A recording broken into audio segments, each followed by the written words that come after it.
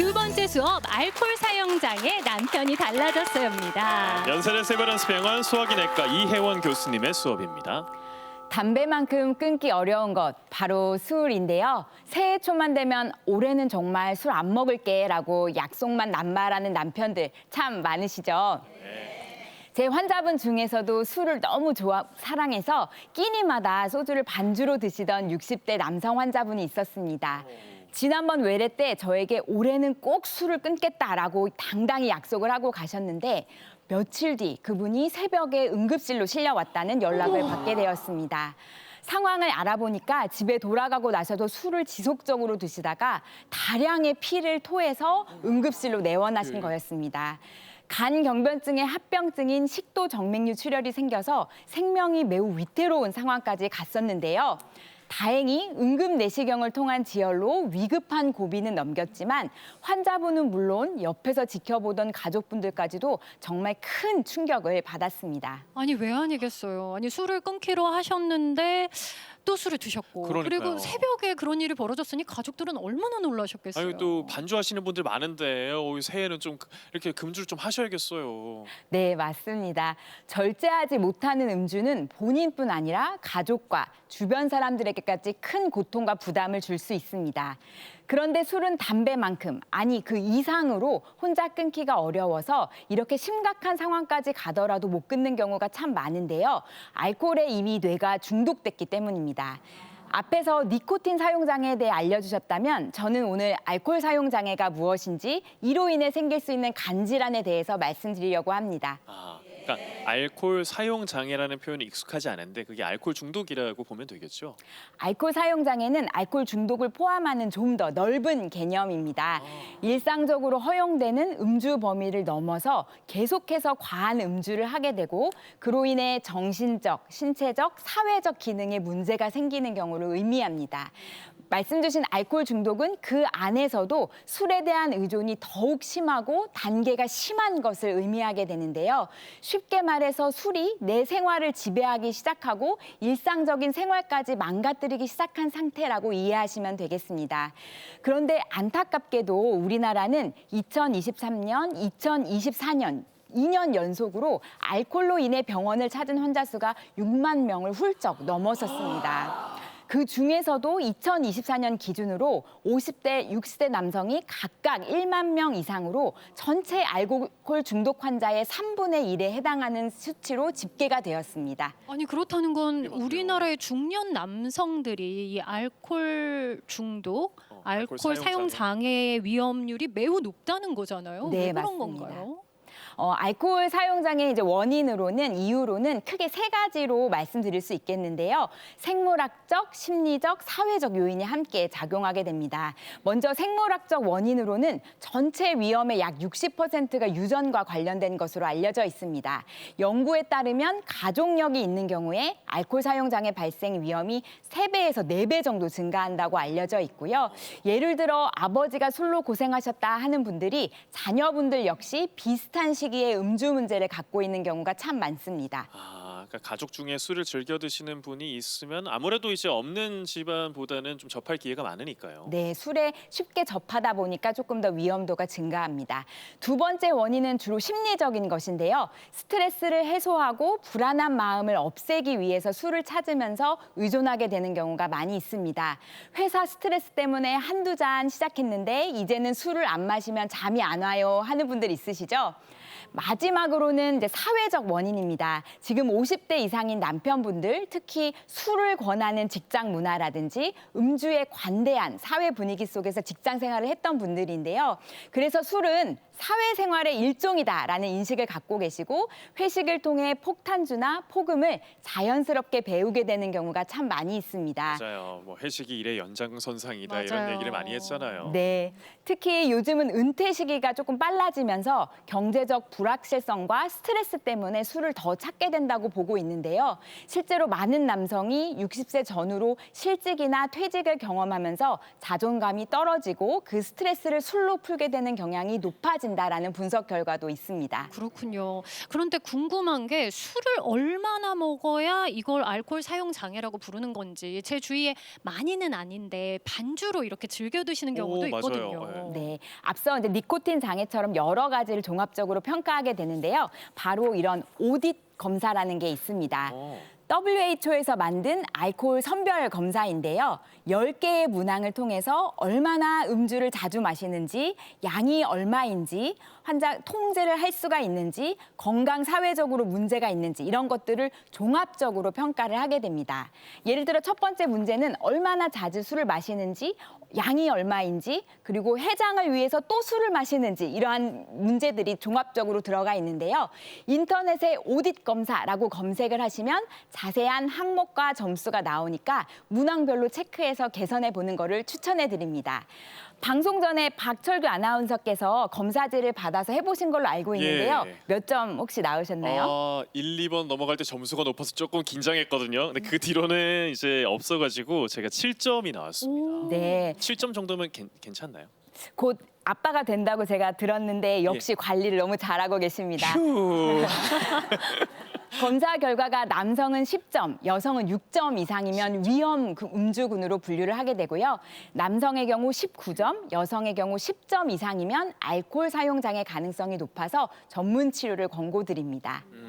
한번 해보셔야겠네요. 그러니까요. 이거 술도 사실 또 많이 마시게 되면은 간에도 안 좋고 여러 질환이 생기잖아요. 네, 맞습니다. 저는 또 간을 보는 의사이기 때문에 술 때문에 간이 망가져서 오는 안타까운 환자분들을 정말 많이 만나게 되는데요.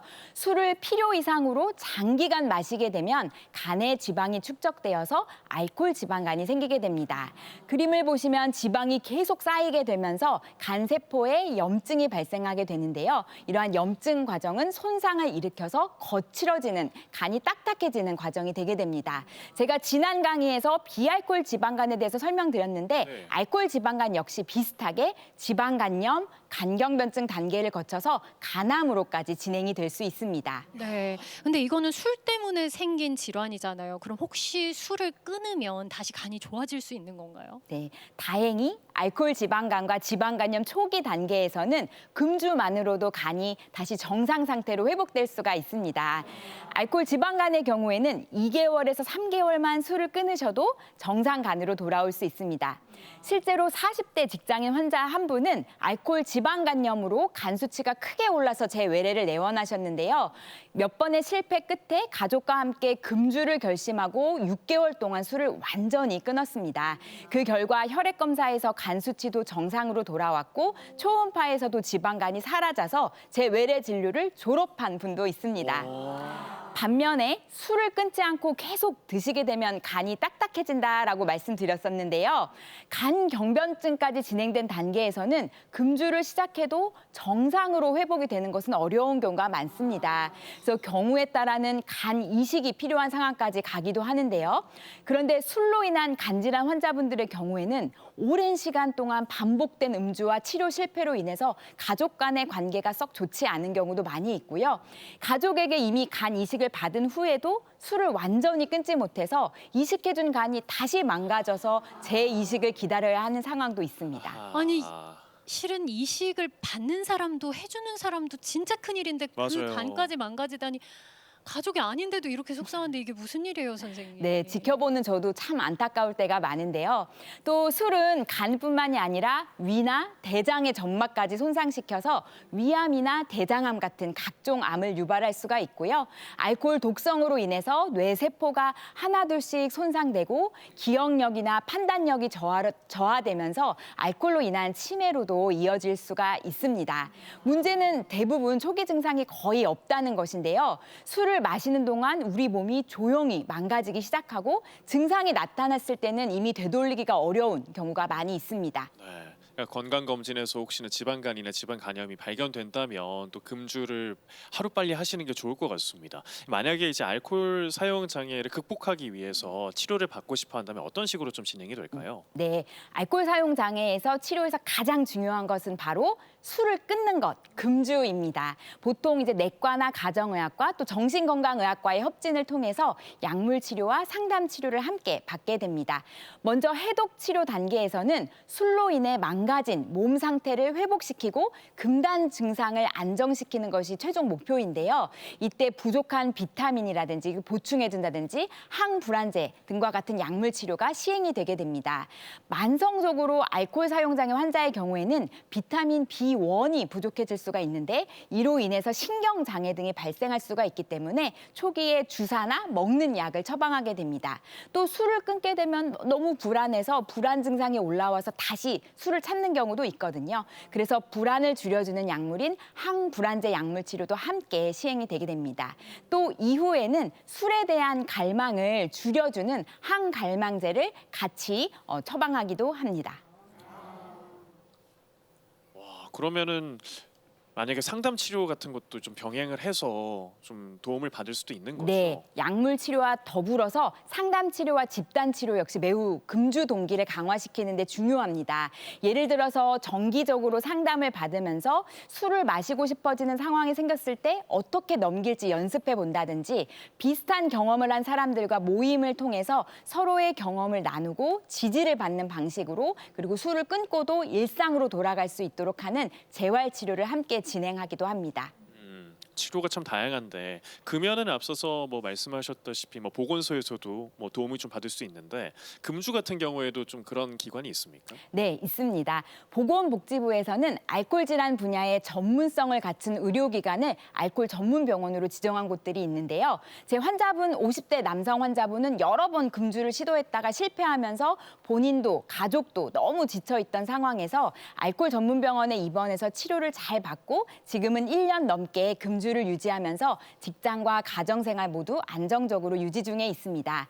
중독관리통합지원센터라는 홈페이지에 들어가시면 내가 사는 지역에서 도움을 받을 수 있는 기관이 어디 있는지 쉽게 찾으실 수가 있는데요. 이곳에서는 알코올뿐 아니라 마약, 도박, 개인 중독까지 함께 관리해서 본인뿐 아니라 가족 상담도 가능합니다. 또 비용 면에서도 거의 무료나 아주 저렴한 비용이기 때문에 쉽게 이용하실 수가 있습니다. 앞서 담배 중독과 마찬가지로 알코올 장애 역시 가까운 보건소를 방문하셔도 좋은데요. 고위험 음주자 상담을 진행하고 있고 필요하다면 금주 치료 전문 기관으로 연계해서 치료까지 이어질 수 있도록 돕기 때문에 필요하시다면 보건소를 방문하시면 되겠습니다. 오늘 강연 마무리하겠습니다. 오늘은 알코올 사용 장애에 대해서 이야기를 나눠봤는데요. 이를 치료하지 않으면 간경변증뿐만이 아니라 알코올로 인한 치매까지 이어질 수 있어서 본인뿐 아니라 가족들에게도 큰 상처를 남길 수 있습니다. 혼자 끊기 어려우시다면 꼭 주변의 도움을 받는 것이 중요하겠고요. 오늘 지금 방송을 보고 계신 남편분들 2026년 술 꼭 끊으시고 건강한 한 해로 만드는 계기가 되셨으면 좋겠습니다. 네. 네, 이혜영 교수님의 강연 잘 들었습니다.